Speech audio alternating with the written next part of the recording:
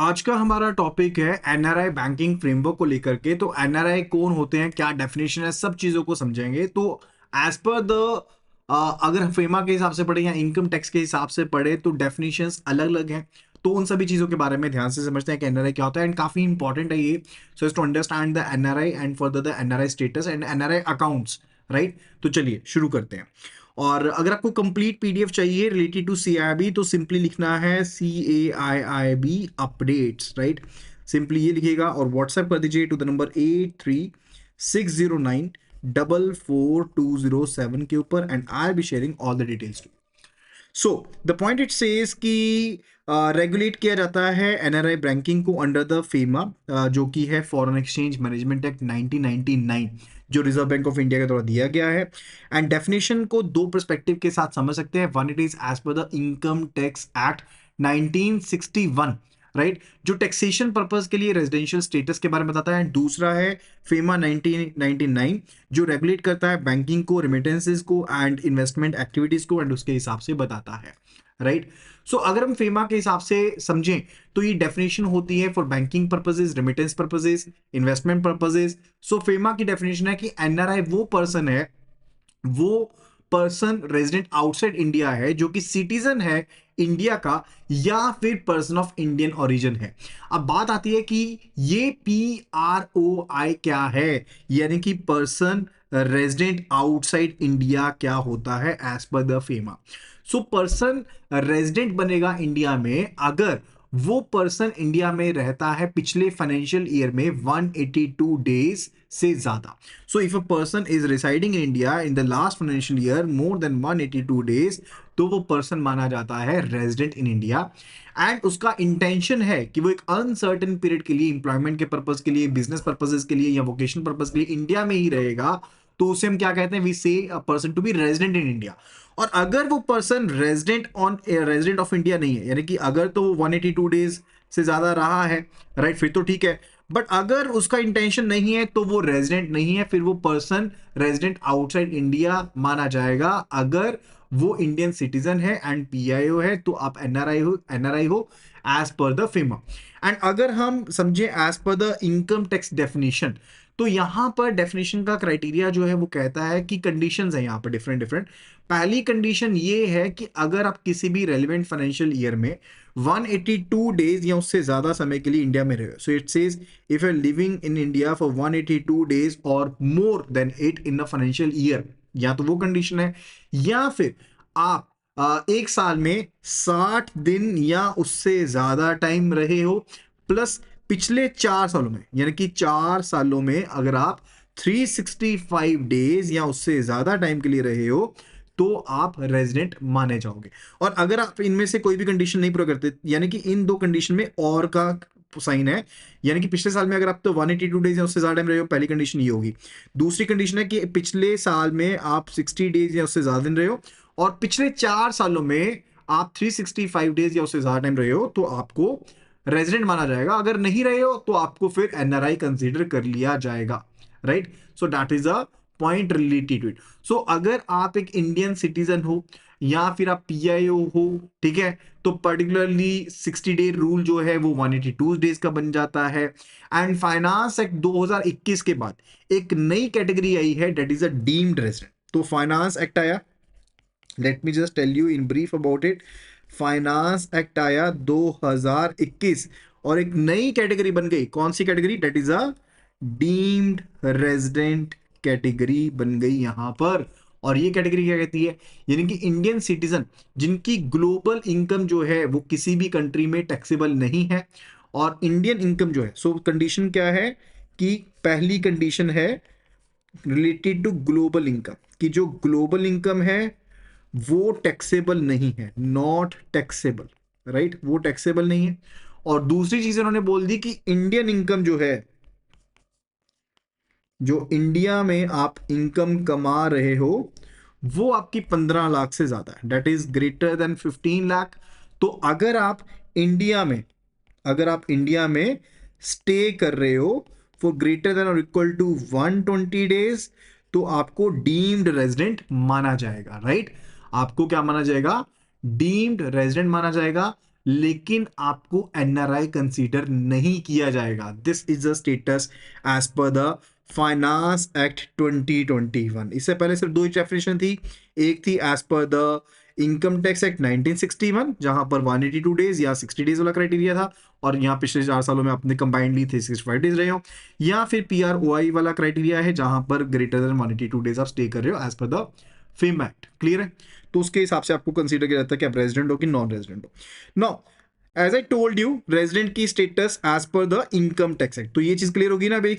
Section 6 का criteria क्या है कि आप 182 डेज या उससे ज्यादा टाइम के लिए रहे हो। कंडीशन बी क्या है कि आप 60 डेज प्रेजेंट रहे हो पिछले फाइनेंशियल ईयर में, और पिछले 4 सालों में 365 डेज उससे ज्यादा टाइम रहे हो, तो आप क्या माने जाओगे? You will be deemed to be resident. अगर नहीं हो, कुछ भी condition A and B feel आप नहीं मीटअप कर रहे हो, तो आप नॉन रेजिडेंट हो। क्लियर सा फंडा। और दूसरा है अमेंडमेंट, जो की चेंजेस आए हैं, आई ऑलरेडी टोल्ड यू। नई थ्रेशोल्ड जो लागू हुई थी वो 1 अप्रैल 2020 से लागू हुई थी। प्रेजेंट जो है स्टेटस वो अब 120 डेज का है इंस्टेड ऑफ 182 डेज। ध्यान रखिएगा, अमेंडमेंट आई थी, यहां पर नई अमेंडमेंट आई थी, नई चेंजेस आए थे। अब 182 डेज का क्राइटेरिया नहीं है, अब 182 डेज वाला जो आपको बताया था उसको कम करके कर दिया गया है 120 डेज का क्राइटेरिया, एंड 365 डेज का क्राइटेरिया वो शामिल रहेगा ही रहेगा।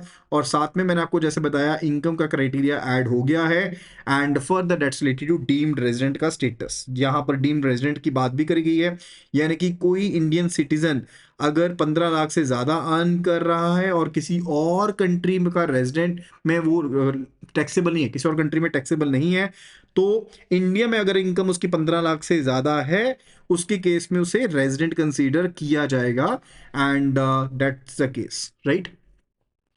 तो उसे इंडियन रेजिडेंट कंसीडर किया जाएगा टैक्सेशन पर्पसेस के लिए।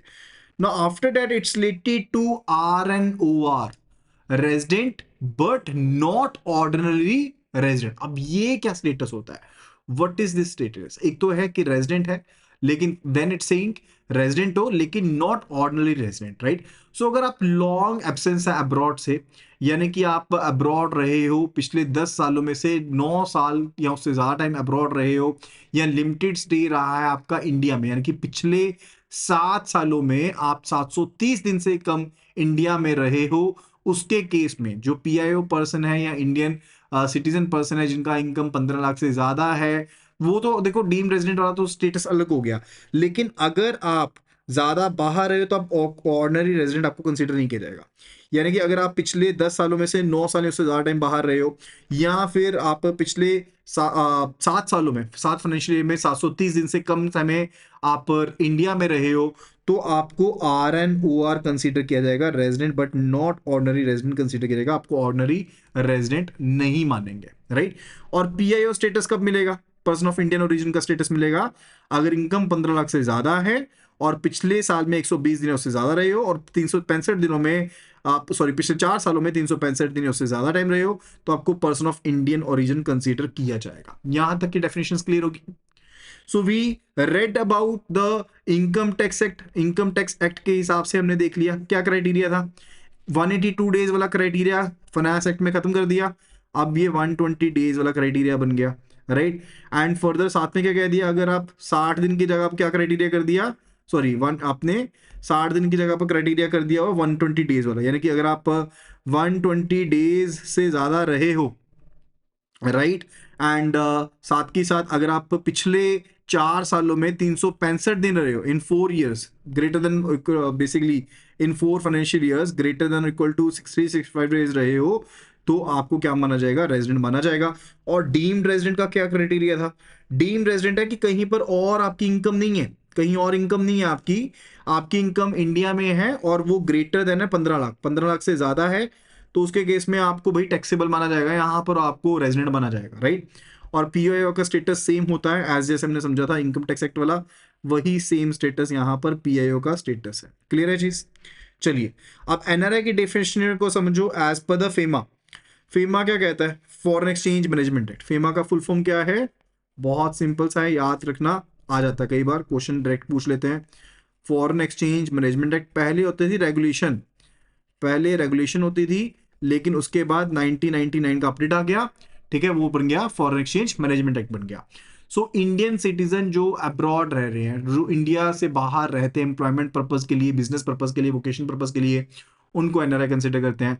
अगर इंडेफिनेट पीरियड के लिए कोई पर्सन बाहर गया है तो उसको भी एनआरआई कंसिडर करते हैं। जैसे मान लो कोई स्टूडेंट बाहर चला गया तो उसको एनआरआई मानेंगे आरपीआई की गाइडलाइन के हिसाब से, राइट। सो वो सिनेरियो होता है। एग्जांपल्स भी यहाँ पे दी गई हैं।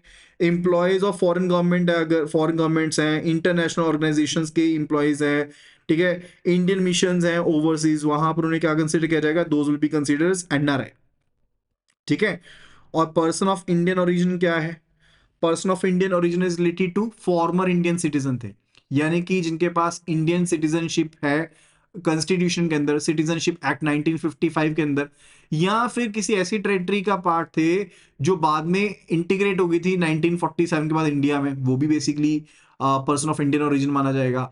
इसके अलावा अगर डिसेंडेंट स्टेटस है, यानी कि आप बेसिकली आपके ग्रैंडफादर, फादर या ग्रेट ग्रैंडफादर जो थे वो इंडियन सिटीजन थे, या फिर आप किसी इंडियन सिटीजन से मैरिड हो फॉर द लास्ट 2 years, या पीआईओ से मैरिड हो फॉर द लास्ट 2 years, तो भी आपको PIO person of Indian origin माना जाएगा। फिर बात आती है related to OCI card holder status, यानी कि overseas citizen of India card holder status. अब कार्ड होल्डर्स जो होते हैं उनको पीआईओ कैटेगरी में शामिल किया गया है as per the citizenship act, ठीक है। उनको किस में शामिल किया गया है, उनको पीआईओ में शामिल किया गया है। देखो एक सिंपल सी चीज को समझो, जो ओसीआई होता है ना, OCI is not equal to NRI, वो एनआरआई के इक्वल नहीं है। If we talking about the OCI that is not equal to Indian citizen, वो इंडियन सिटीजन के इक्वलेंट भी नहीं है, लेकिन ओसीआई को ट्रीट किया जाता है NRI for the banking and financial purposes, financial and banking purposes के लिए हम उसे एनआरआई के इक्वल कंसीडर करते हैं। सो ओसीआई कोई भी पर्सन हो सकता है, फॉरेन सिटीजन हो सकता है जो इंडियन सिटीजन था किसी समय पर, या किसी ऐसी टेरिटरी को बिलोंग करता था which became the part of India after the independence, या वो बेसिकली उसके फादर, ग्रैंडफादर या ग्रेट ग्रैंडफादर इंडियन सिटीजन थे, या वो इंडियन सिटीजन का माइनर चाइल्ड था, ठीक है। सो उसके केस में क्या कंसीडर करते हैं, we consider them to be OCA, overseas citizen of India consider करते हैं। क्लियर है चीज। So Rajiv who is working in Dubai for the 5 years, अगर राजीव 5 साल से दुबई में काम कर रहा है तो वो एनआरआई कहलाएगा, that will B NRI, right. And अगर मीना इंडियन स्टूडेंट है वो भी क्या कहलाएगी, एनआरआई कहलाएगी as per the Reserve Bank of India. Vikram foreign citizen married to Indian, that will be having the PIO status, person of Indian origin, right, banking के लिए। And Arun on 3 month tourist visa to USA, that is Indian citizen, वो short term के लिए है तो वो Indian citizen ही कहलाएगा, right. Now who is OCB, OCB is overseas corporate body, यानी कि जो फर्म, ट्रस्ट, कंपनीज हैं, मेजोरिटी ओन्ड है बाय द एनआरआई, जहां पर ऑनरशिप 60% से ज्यादा किनके पास है, that is with the NRIs, उसको ओसीबी कहते हैं। लेकिन आरबीआई ने ओसीबी रिकॉग्निशन को बंद कर दिया था, विड्रॉ कर दिया था, ठीक है, इस चीज का ध्यान रखेंगे। So further it's related to NRI के क्या डिफरेंट अकाउंट टाइप्स होते हैं उनके बारे में फटाफट से देख लेते हैं। तो 4 मेजर अकाउंट कैटेगरीज हैं। One, it is NRE, non resident external rupee account, यानी कि बाहर से पैसा आएगा, ठीक है, इंडिया का पैसा नहीं होगा लेकिन करेंसी आईएनआर ही रहने वाली है। एनआरओ यानी कि इंडिया का normal rupee account for the NRI, ठीक है, ये भी रुपी अकाउंट ही है। एफसीएनआर बैंक अकाउंट, ये फॉरेन करेंसी अकाउंट रहेगा and this is for the term deposit purposes, सिर्फ और सिर्फ एफडी के लिए अकाउंट होता है। मिनिमम मैच्योरिटी होती है इस केस में 1 साल की एंड मैक्सिमम मैच्योरिटी होती है 5 साल की। Then it is SNRR, special non resident rupee account, इसकी वैलिडिटी होती है 7 साल की, राइट, एंड करेंसी होती है आईएनआर। चलिए अब हम डिफरेंट टाइप्स को समझेंगे, अच्छे से समझेंगे। तो अकाउंट ओपनिंग रिक्वायरमेंट क्या रहती है कि अकाउंट ओपनिंग फॉर्म भरना पड़ेगा, अंडरटेकिंग देनी पड़ेगी, वैलिड पासपोर्ट कॉपी चाहिए, वीजा डॉक्यूमेंटेशन चाहिए, इंप्लॉयमेंट सर्टिफिकेशन चाहिए अगर लागू होता है तो, राइट।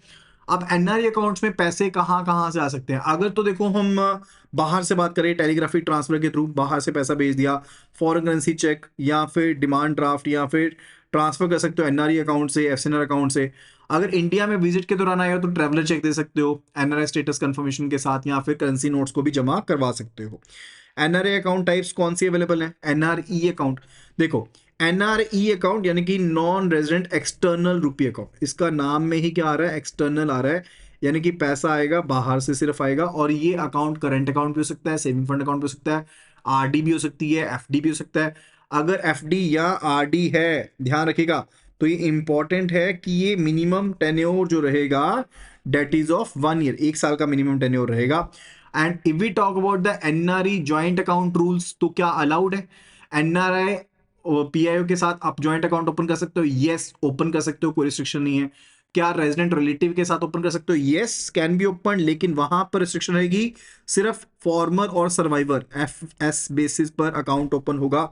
रेजिडेंट ऑपरेशन की बात करें तो आप जो पावर ऑफ अटर्नी बेसिस पर इंडिपेंडेंटली क्या अकाउंट को ऑपरेट किया जा सकता है, आप रिपेट्रिएशन नहीं कर सकते हैं फंड्स को बीइंग अ रेजिडेंट, अगर आप पावर ऑफ अटर्नी बेसिस पर ऑपरेट करते हैं तो ये चीज ध्यान में रखने वाली है।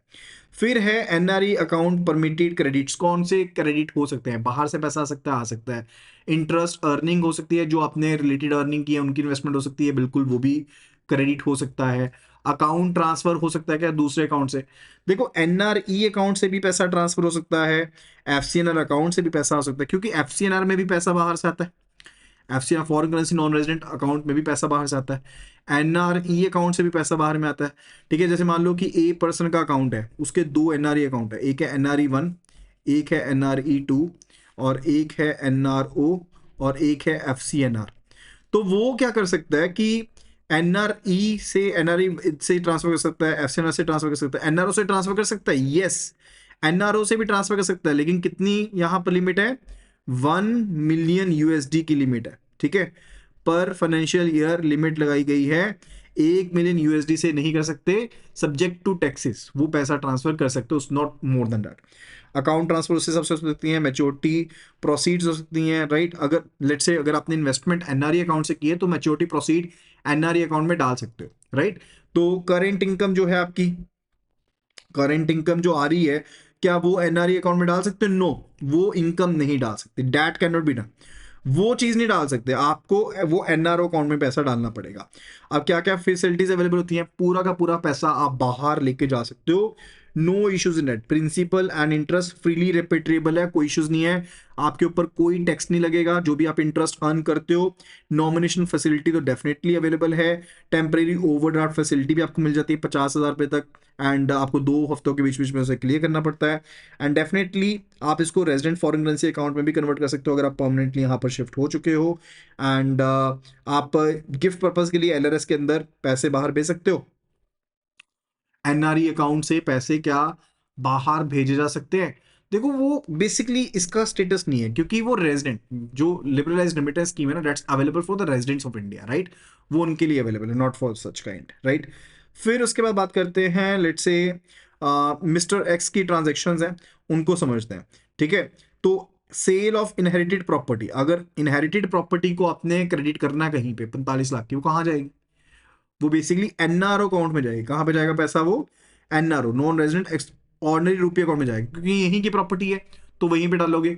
और 1 मिलियन यूएसडी पर ईयर तक का पैसा बाहर भेज सकते हो इनकम टैक्स अपना भरने के बाद। अच्छा, मंथली रेंटिंग इनकम है वो भी आपका एनआरओ में जाएगा, क्योंकि जो भी लोकल इनकम होती है ना, whatsoever the local credits are there, जो भी लोकल क्रेडिट्स हैं वो कहाँ जाएंगे? वो सभी एनआरओ अकाउंट में ही जाते हैं। एफडी मैच्योरिटी हुई है, आपका पीएफ है, सेटलमेंट हुई है, लोन रिपेमेंट आपने करनी है, ठीक है, एंड वो सभी आपके क्या है? सभी एनआरओ अकाउंट में जाएंगे। एनआरई अकाउंट की आप समरी समझ लो, करेंसी कौन सी होती है? इंडियन रुपी होती है, रिपेट्रिएशन अलाउड है, प्रिंसिपल इंटरेस्ट दोनों अलाउड है, टैक्सेशन कोई टैक्स नहीं है, ज्वाइंट होल्डिंग है, यस अलाउड है। देखो, एनआरआई पीआईओ के साथ कर सकते हो, रेजिडेंट के साथ कर सकते हो, फॉर्मर सर्वाइवर बेसिस के ऊपर क्रेडिट अलाउड है, फॉरेन रेमिटेंस बाहर से पैसा आ सकता है, कोई भी कोई दिक्कत नहीं है। लोकल पेमेंट के लिए कर सकते हो, इन्वेस्टमेंट के लिए कर सकते हो, ओवरसीज रेमिटेंसेस कर सकते हो, चारों अकाउंट टाइप्स हो सकती हैं। एफडीआरडी के केस में मिनिमम मैच्योरिटी 1 साल की है। Exchange risk is borne by depositor, why? Because Indian rupee में ही तो आपके पास रहता है पूरा का पूरा करेंसी अमाउंट, राइट। तो जो रिस्क है that's with the depositor. And return on India के ऊपर जो अकाउंट है that will be converted into resident foreign currency account में। आप जो आपका डिपॉजिट अकाउंट है आरएफसी डिपॉजिट अकाउंट में, डोमेस्टिक अकाउंट में आप अपना अकाउंट कन्वर्ट कर सकते हो। क्लियर है चीज? चलिए, अब इसके बाद हम बात करेंगे एनआरओ अकाउंट के बारे में, एंड उसके बारे में बात करेंगे नेक्स्ट वीडियो में।